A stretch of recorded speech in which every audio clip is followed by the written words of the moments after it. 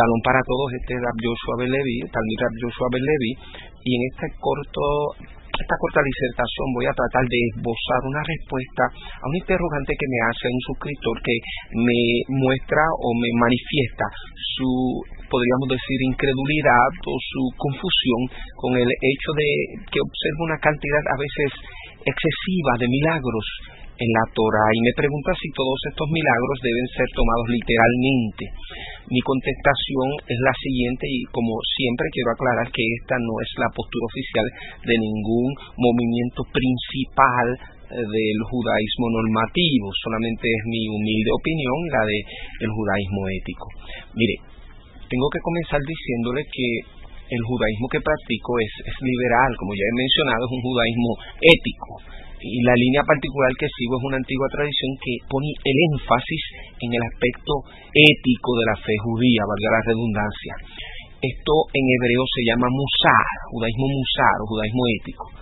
Luego tengo que aclarar que ni los judíos liberales ni los intelectuales judíos de la antigüedad creían que todo lo que está escrito en la Torá es literal.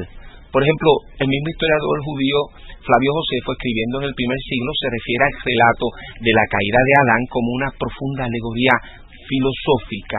También habría que decirse que según Maimónides, cuando la Biblia da algún atributo humano a Dios o le representa como apareciéndose a alguien, es en realidad una manera figurada de hablar.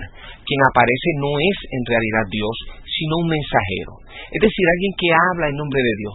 También, y según Maimónides, muy a menudo los relatos proféticos en realidad son la narración de una visión o un sueño que tuvo el profeta.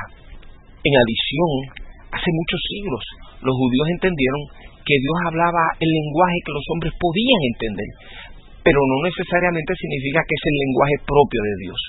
Es decir, si Dios ordenaba a los antiguos hacer algo que para nosotros hoy resulta evidentemente incompatible con la naturaleza divina, fue solo porque aquellos antiguos no estaban aún capacitados para entender un lenguaje que describiese a Dios en una manera más ennoblecedora. Un buen ejemplo podía ser el que se tolerase la esclavitud o el que se apedreara a la mujer que defendiese a su marido o a la mujer adúltera. Hay que añadir también que muchos de los sabios de la antigüedad pensaban, por ejemplo, que el libro de Job también era una alegoría, no era literal. Simplemente era una ficción que tenía como finalidad darnos una enseñanza moral.